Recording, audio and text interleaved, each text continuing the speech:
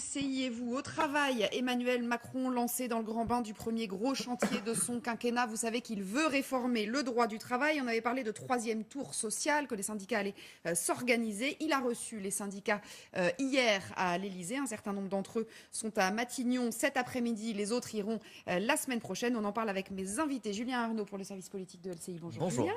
Alain Griset, bonjour à vous. Vous êtes président de l'Union des entreprises de proximité. Donc vous avez rencontré le chef de l'État hier. Vous allez nous raconter. Bonjour. Éric Heyer, directeur du département analyse et prévision à l'OFCE. Bonjour à vous. Bonjour. Et nous attendons Céline Verzelletti, qui est secrétaire confédérale de la CGT, qui est un tout petit peu en retard et qui va nous rejoindre. Alors, il a reçu tout le monde à l'Elysée hier, Emmanuel Macron. Le moins qu'on puisse dire, c'est qu'il y va tambour battant. Alain Griset, c'est bon signe pour vous? Il veut vraiment s'atteler aux réformes? Effectivement, en tout cas pour nos entreprises, c'est un chantier indispensable. Aujourd'hui, les 2 300 000 entreprises que l'UDP représente travaillent dans un contexte qui n'est pas du tout adapté à nos entreprises. Et donc, j'ai dit au président de la République combien on attendait de sa part d'avoir pour nos entreprises un environnement qui soit plus propice à notre développement. Plus propice et puis surtout avec des règles qui ne changent pas tous les 6 mois, c'est ça? D'abord, il faut les changer dans un premier temps et après les stabiliser. On est tous d'accord pour dire qu'il faut la changer. Alors, on va regarder ce petit sujet qu'on vous a fabriqué justement après ces rencontres hier, toute la journée à l'Elysée. Les syndicats avec Emmanuel Macron, c'est un reportage de Mathieu Poissonnet.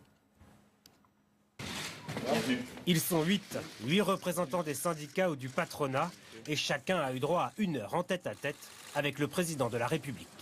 Emmanuel Macron espérait bien rassurer les partenaires sociaux sur la réforme du Code du travail promise durant la campagne. Le gouvernement annonce une application dès l'automne. Il m'a semblé à la fois déterminé à mettre en place ce qu'il avait annoncé, mais je l'ai senti aussi à l'écoute et en capacité d'écouter, en tout cas dans cette volonté-là. Les syndicats, d'ordinaire divisés, s'accordent sur une revendication. Pas de passage en force. Hors de question pour eux que ces réformes sociales soient votées en catimini durant l'été. Ce n'est pas l'ordonnance en tant que telle, sauf qu'il ne faut pas précipiter les choses. Il faut qu'on ait le temps suffisant pour pouvoir se concerter au fond si c'est une vraie concertation. De nombreux points de la réforme inquiètent, comme l'importance donnée aux accords d'entreprise ou la mise en place d'un barème pour les indemnités prud'homales. Vouloir barémiser comme un produit de supermarché un licenciement, c'est absolument scandaleux. On n'est pas d'accord, mais au moins on a échangé. Dernier visiteur de la matinée, le représentant du patronat a lui réclamé la fin du compte pénibilité et l'annulation du prélèvement de l'impôt à la source. Nous pensons que la France, avec quelques réformes bien ciblées, peut vraiment repartir vite et fort. Ces réformes attendues du marché du travail sont extrêmement importantes, il faut les faire rapidement. Les confédérations syndicales et patronales seront reçues à Matignon. Julien Arnaud, le style Macron, c'est tambour battant depuis 10 jours maintenant qu'il est entré à l'Elysée. Ouais, une vraie méthode du nouveau président de la République qui apparemment séduit toute confédération syndicale confondue. Un style de concertation, d'échange, et ça compte beaucoup. Cette méthode, ce style Macron pour aborder ce dossier chaud du réforme du Code du travail, on va dire plus globalement d'une nouvelle loi travail, ce sujet du travail. On va voir à présent ce que ça donne avec Édouard Philippe et la nouvelle ministre du Travail, puisque eux vont en plus avoir un rôle, on va dire, d'exécutant, d'exécutif sur ce qui aura été décidé sur le cadre établi à l'Élysée. Ce qui est certain, c'est qu'il est très ambitieux, Éric Heyer, Emmanuel Macron. Alors à voir si ça fonctionnera, on en reparlera, mais en tout cas l'ambition est là. Alors l'ambition, on a les têtes de chapitre, mais on ne sait pas jusqu'où cette ambition va. On ne connaît pas le texte. On ne connaît pas le texte, donc on ne sait pas jusqu'où il veut aller et quelles seront les contreparties. Parce que vous voyez, on va vers plus, si on essaye d'être dans la tête d'Emmanuel Macron, on peut dire que c'est un sorte de schumpeterien scandinave, c'est-à-dire qu'il voit qu'il y a une économie nouvelle qui est en train de se créer et donc qui est en train de détruire l'ancienne économie, et donc il y a cette transition à faire, et donc il faut essayer d'aider la nouvelle économie à éclore, mais il faut faire des nouvelles protections. Et donc il est bien là, le problème c'est quelles vont être les contreparties que l'on va donner pour le côté un peu sécurité. Le côté flexibilité, on va voir jusqu'où il va aller, et le côté sécurité. Donc je pense que là, les syndicats vont être assez regardants là-dessus, c'est-à-dire OK pour aller vers peut-être plus de flexibilité, mais quels sont les gages de l'autre côté? C'est ça qui va être assez important. Et puis la place et le financement des syndicats, ça aussi. Donc la deuxième partie après le Code du travail qui va être la réforme de l'assurance chômage et de la formation professionnelle, qui sont des énormes enjeux. Je pense qu'aujourd'hui, ils seront tout de même dans le discours, c'est-à-dire que peut-être que les syndicats peuvent accepter d'aller un peu plus vers de la flexibilité s'il y a des garanties dans le deuxième chantier qui va s'ouvrir en fin d'année. Avant de rentrer dans le dur des réformes, Alain Griset, c'était plutôt des rencontres ou plutôt des concertations hier? C'était quoi le ton? C'était effectivement une concertation, puisque moi j'ai abordé d'autres sujets que le Code du travail, et le président de la République a échangé très librement en donnant sa position, et on a commencé à avancer un petit peu sur certains dossiers. Oui, donc vous avez le sentiment qu'il peut vous écouter et que vous pouvez effectivement apporter aussi des idées. Il est aussi à l'écoute des idées éventuelles que vous pouvez apporter. Oui, en tout cas, c'est ce que j'ai perçu hier, et dans la conclusion, on a convenu effectivement qu'on allait travailler sur un certain nombre de dossiers, et donc pour nous, dans un premier temps, c'est plutôt bon signe. Alors, Céline Verzelletti, bonjour à vous. Bonjour. On vous a fait un peu courir, je suis désolée. Ça y est, vous êtes arrivée. Oui. Vous êtes la bienvenue. On parle donc de cette rencontre d'Emmanuel Macron avec les syndicats hier. Et alors, ce qui nous a étonné, pas forcément d'ailleurs, c'est qu'on a le sentiment quand même que le ton est plutôt bienveillant. C'est-à-dire qu'il n'y a pas d'opposition de principe, que tout le monde avait l'air de dire, on va voir comment ça se passe. Alors, dire qu'il n'y a pas d'opposition de principe, il faut voir, hein, justement, il faudra voir ce qui nous est proposé. Ce qui est sûr, c'est que ce qu'a pu dire M. Macron pendant sa campagne électorale, d'ailleurs, et ce qu'il continue à dire, ne nous satisfait absolument pas, par contre. Après, bien évidemment, il faut s'entendre sur comment on va pouvoir discuter. Et nous, bien évidemment, on veut être entendus, on veut qu'il y ait des concertations et surtout que les salariés soient entendus. Mais en matière de code du travail, et il a quand même fait part de sa volonté de réduire un peu plus les droits des travailleurs et un peu plus les garanties des travailleurs. Et ça, bien évidemment, nous y sommes totalement opposés. Donc ça veut dire que nous nous préparons malgré tout, en tout cas à l'action, parce que malheureusement, nous avons vu comment ça s'était passé lors du dernier quinquennat, où en effet, il n'y a pas eu de dialogue avec les organisations syndicales et les salariés, justement, n'ont pas du tout été entendus sur les questions de travail, les questions de conditions de travail, les questions de temps de travail, et des questions donc qui concernent particulièrement les salariés. Nous, ce dont on s'aperçoit, c'est que finalement, aujourd'hui, et depuis d'ailleurs plusieurs années, nous ne sommes jamais entendus sur les questions notamment du droit du travail. Et ça, forcément, ça nous pose problème. Alors maintenant, M. Macron a l'air de vouloir paraître un homme, en tout cas, qui serait sur des modalités nouvelles, qui serait quelque part moderne, entre guillemets. Alors moi, je ne sais pas ce que ça veut dire moderne. En tout cas, je pense qu'on peut avoir des appréciations différentes. Mais pour nous, être moderne, ça serait vraiment être... Vraiment, et je le redis, à l'écoute des salariés, des droits des travailleurs, pour qu'on sorte ce pays enfin de la crise. Et je ne pense pas que c'est en réduisant justement les droits des travailleurs qu'on y arrivera. Mais est-ce que vous êtes d'accord pour dire, est-ce que vous êtes de ceux qui disent il faut effectivement quand même malgré tout réformer le droit du travail? Après, dans un sens ou dans un autre, évidemment. Ah ben nous sommes pour réformer le droit du travail, mais justement pour qu'il y ait plus de garanties pour les travailleurs. Et d'ailleurs, il y a eu des chercheurs qui ont travaillé sur un modèle du Code du travail qui est plus léger, qui est plus réduit, puisqu'aujourd'hui, en effet, il est énorme ce Code du travail, parce qu'il y a énormément de dérogations qui sont liées d'ailleurs aux demandes du patronat. Hein. Donc nous avons des propositions pour qu'il y ait un nouveau Code du travail, mais qui garantisse encore plus de droits pour les salariés. Donc ça va quand même à l'inverse de ce que préconise M. Macron. Et c'est bien là où il y a un problème de fond. Éric Heyer, c'est la flexibilité contre la sécurité, manifestement, quand on entend madame. Ça doit être la flexibilité avec la sécurité. Oui, c'est possible ou pas? Effectivement, oui, bien sûr. Enfin, il y a plusieurs modèles possibles. Vous pouvez simplifier à droit constant. Vous voyez, quand on reprend le rapport Badinter et Combrexel, c'était bien, on réduit le code du travail en termes de dimension, mais c'est à droit constant. Donc, vous pouvez déjà simplifier à droit constant, ça c'est déjà un point. Alors ensuite, vous avez tous les modèles un peu scandinaves qui, effectivement, arrivent à aller plus loin vers la flexibilité, mais avec beaucoup de droits accordés aux chômeurs, avec de l'accompagnement au chômage, avec une durée au chômage un peu plus longue, avec une indemnité chômage un peu plus longue. Et ça, vous voyez que c'est en fait ce mix des deux qui est important. Et oui, l'économie n'est pas une science exacte, c'est-à-dire que, mais ce qu'on arrive à peu près à montrer, c'est que si on va que vers la flexibilité, alors ça ne crée pas d'emploi à bout de bras. Ça peut en créer un tout petit peu de façon conjoncturelle, mais sur un cycle économique, ça en crée pas.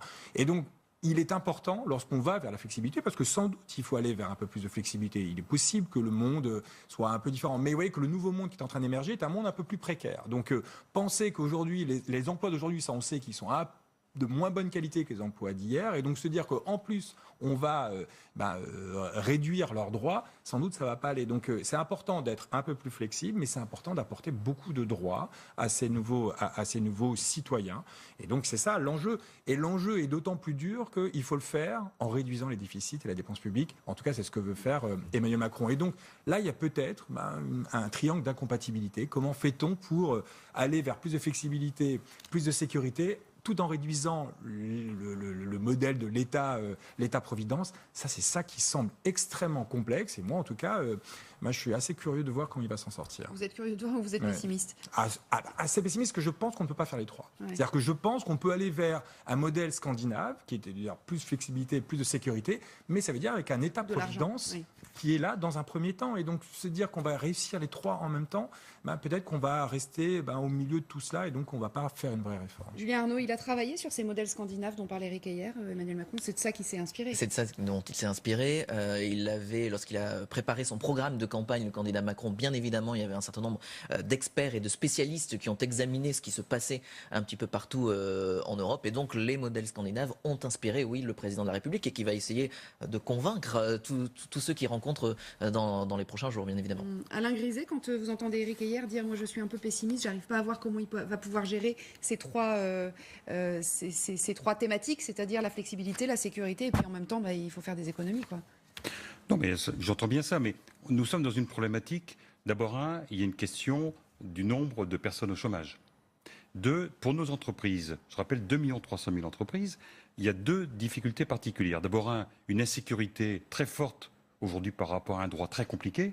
Et deux, le fait que certains de nos collègues se trouvent dans une situation, alors qu'ils ont besoin d'embaucher, de dire « je préfère pas embaucher parce qu'il y a trop de risques ». Parce que c'est trop compliqué. Je suis trop contraint. Voilà. Il y a trop de risques, c'est trop compliqué. Et donc aujourd'hui, nous, ce qu'on demande, c'est pas naturellement pas de réduire les droits des salariés. Dans nos entreprises, les salariés font partie de la vie de la boîte.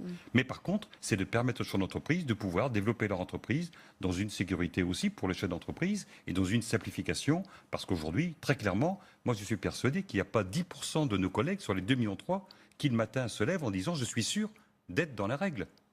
Et on ne peut pas continuer à travailler dans ces conditions. Il y a un certain nombre d'entreprises qui sont effectivement un peu borderline, quoi. Parce que mécaniquement, elles ne peuvent pas l'être, parce qu'elles n'ont pas les ressources humaines, et les règles changent tellement souvent qu'on est dans une insécurité pour le chef d'entreprise qui est insupportable. Ça, c'est très important, Eric Heyer, pas sur le timing, mais sur le fait que les règles changent souvent. Très souvent, on a entendu les patrons, et d'ailleurs sans doute aussi les salariés, vous allez me dire ce que vous en pensez après, dire, attendez, nous, on ne peut pas voir à long terme, puisque les règles, elles changent tous les 3 mois.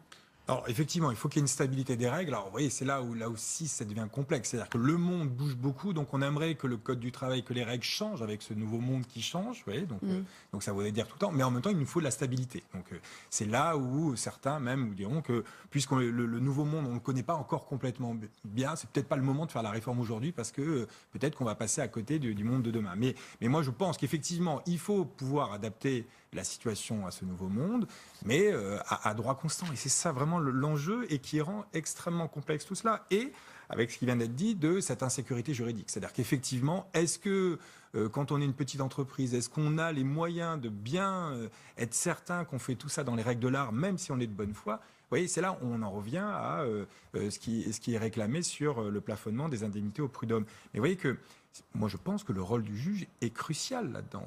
Et essayer de discerner, est-ce que l'entreprise le fait de bonne foi et n'a pas fait ça dans les règles de l'art parce que c'est trop complexe. Mais bon, voilà. Donc, c'est pas exactement la même chose que si l'entreprise joue avec les règles de façon régulière, etc. Et donc, se dire qu'on va taxer de la même manière et il y aura la même sanction pour ces deux types d'entreprises ne semble pas une bonne solution. Donc, se dire qu'il n'y a pas besoin d'un juge pour un moment dire, voilà, on fait la distinction et qu'on va faire un plafond et que de toute manière, maintenant, je peux enfreindre les règles, je sais que je n'aurai pas plus que ça. Je ne pense pas que ça soit une bonne incitation. Oui, bien entendu. Alors, il y a quelque chose qui est très important, c'est l'histoire du timing. On va écouter Christophe Castaner, le porte-parole du gouvernement, puisqu'il l'a dit, d'ailleurs Emmanuel Macron s'en est jamais caché, il faut aller vite. Tous les sujets sont ouverts à la discussion. D'abord avec les partenaires sociaux, ça se poursuivra sous l'autorité du Premier ministre et de la ministre du Travail dans les heures qui viennent. Et puis ensuite, pendant tout le temps d'élaboration. Il nous faut sur ces sujets aller vite. Les Français ne nous ont pas élus pour partir en vacances, ils nous ont élus pour mettre en œuvre une politique ambitieuse de lutte contre le chômage. Tout est sur la table, Céline Verzelletti. Ça veut dire qu'on peut parler de tout, manifestement? Écoutez, alors Vous parler notez c'est ça ou une pas chose, après être écouté, ça en est une autre. Nous, ce qu'on veut vraiment, c'est justement être écouté et être entendu. Après, je sais que le porte-parole d'ailleurs a déjà dit des choses un petit peu inquiétantes en disant que nous n'avions pas le droit de bloquer le pays ou nous n'avions pas le droit quelque part de nous exprimer. Alors bloquer le pays, c'est peut-être un mot fort, parce que le droit de grève, c'est quand même un droit constitutionnel. Ça fait partie justement des droits qui sûrement ennuient un petit peu notamment le grand patronat, mais il n'empêche que ça fait partie des libertés d'expression, des libertés syndicales.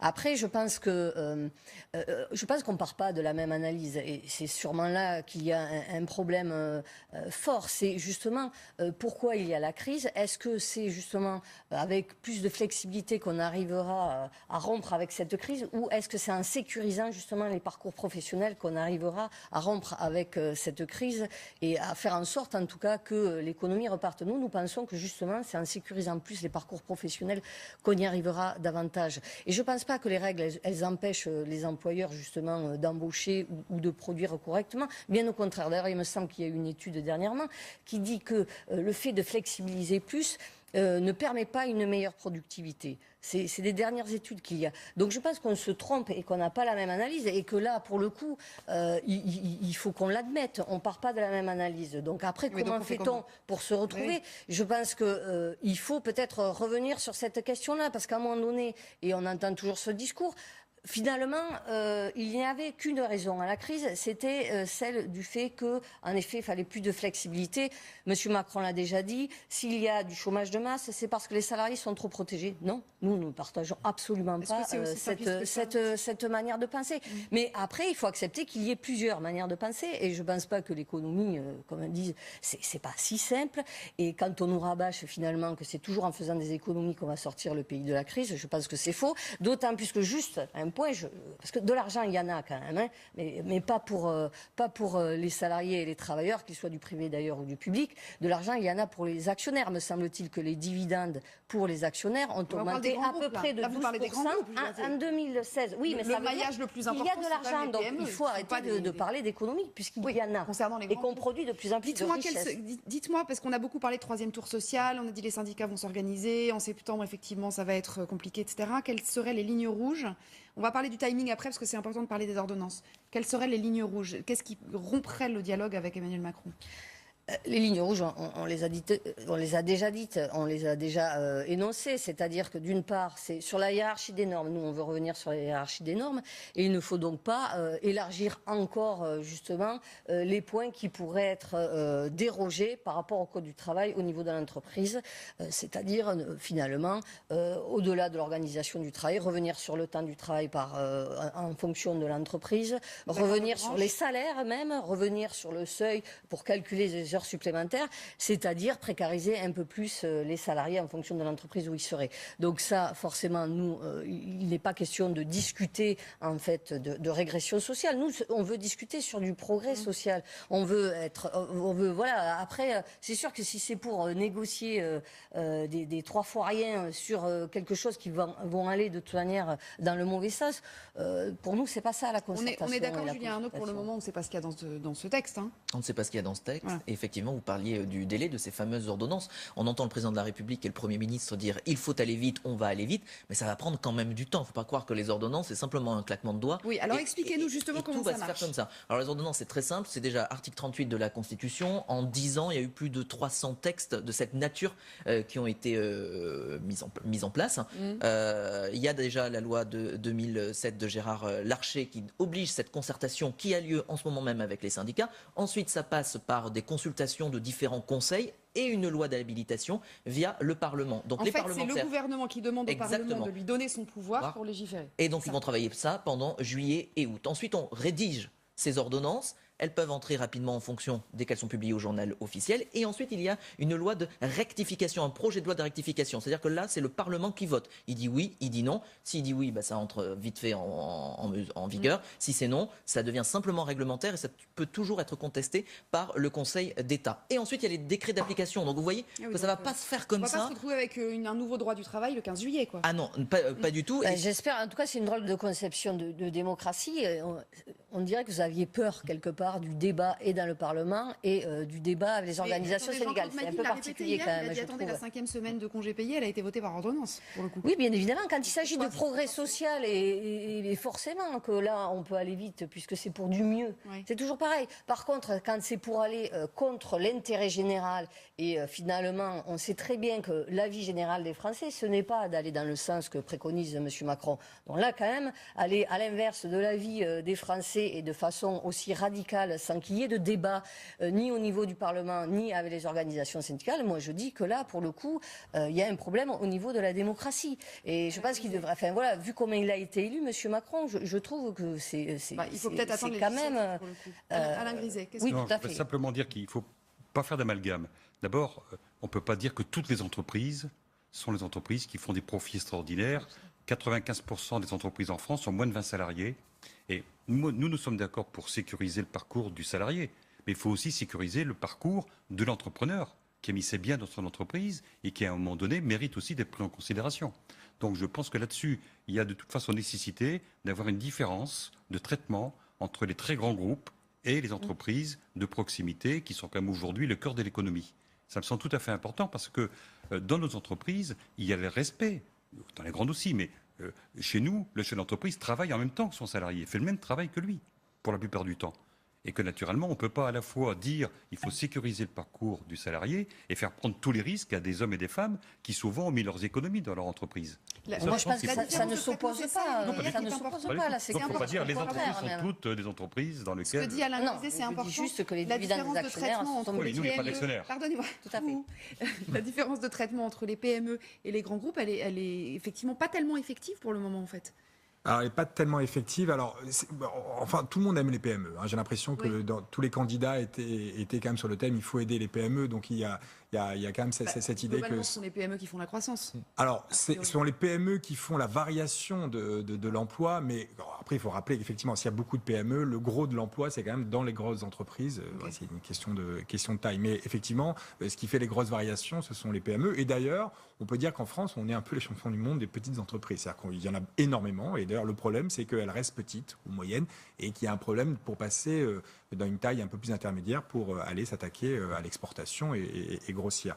Donc, mais effectivement, et se posent des questions justement de ces petites entreprises qui n'ont pas de syndicats et qui ont des difficultés pour négocier. Et donc, c'est ça que l'inversion de la hiérarchie des normes au niveau de l'entreprise, en tout cas, peuvent poser certains problèmes pour les petites entreprises parce que avec qui elles doivent négocier et comment elles peuvent le faire. Et donc c'est pour ça qu'au niveau de la branche, peut-être qu'il y a un moyen de s'en sortir. Alors peut-être qu'il y a trop de branches aussi, peut-être qu'il faudrait un peu les fusionner pour avoir une taille un peu plus satisfaisante.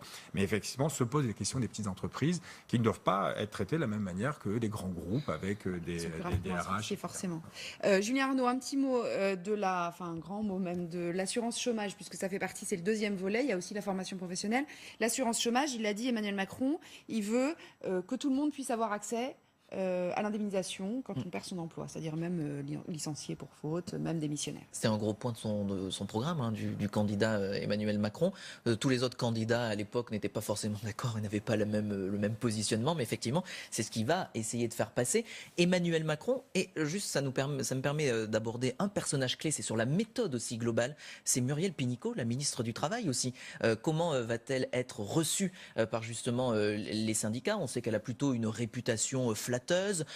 C'est son épreuve très bonne DRH. Elle a été à ce ministère avec Martine Aubry. C'est une très bonne amie de Nicole Notat, ancienne patronne de la CFDT.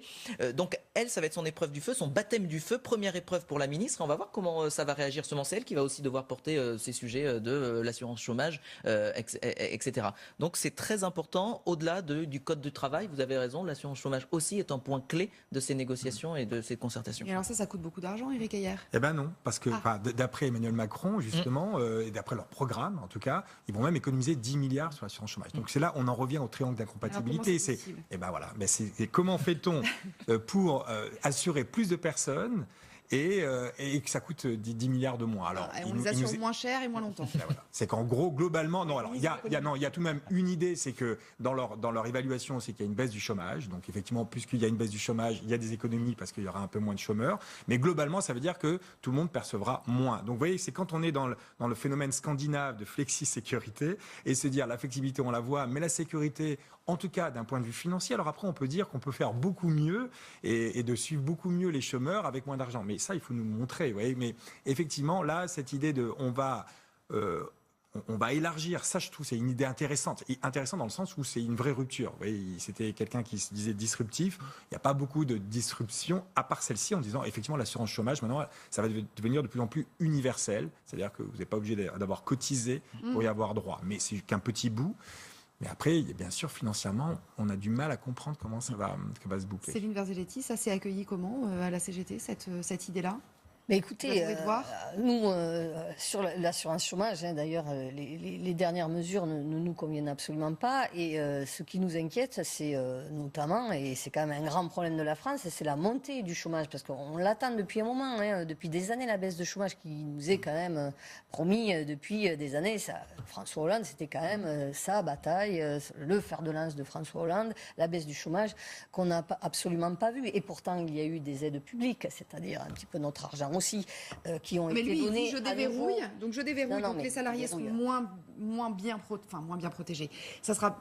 Non, voilà. Nous on est pour une sécurisation. Mais du coup, tout le monde aura droit au chômage. Nous on est pour une sécurisation professionnelle, c'est-à-dire un parcours professionnel sécurisé avec des périodes de formation, avec des périodes dans différentes entreprises, avec des droits qui sont attachés à la personne et qui sont transférables, cumulables. Donc c'est pour ça que nous on a vraiment des propositions pour le coup révolutionnaires et modernes, et ça serait bien que M. Macron nous entende sur ces questions-là, puisque justement ce que je vous disais sur ce parcours professionnel sécurisé, un nouveau statut du travailleur qui ferait que, parce qu'aujourd'hui en effet on peut ne pas travailler toujours dans la même entreprise, on peut pouvoir évoluer et vouloir évoluer en tout cas dans sa profession, ça serait de pouvoir tout au long de son parcours professionnel, donc travailler dans une entreprise, ensuite pouvoir du coup suivre une formation, évoluer dans sa carrière, changer éventuellement d'entreprise, mais en gardant ses droits en fait, qui seraient vraiment attachés aux salariés, avec du coup, vous ne repartez pas de zéro lorsque vous changez de travail et lorsque vous changez d'entreprise, et avec finalement un salaire à vie.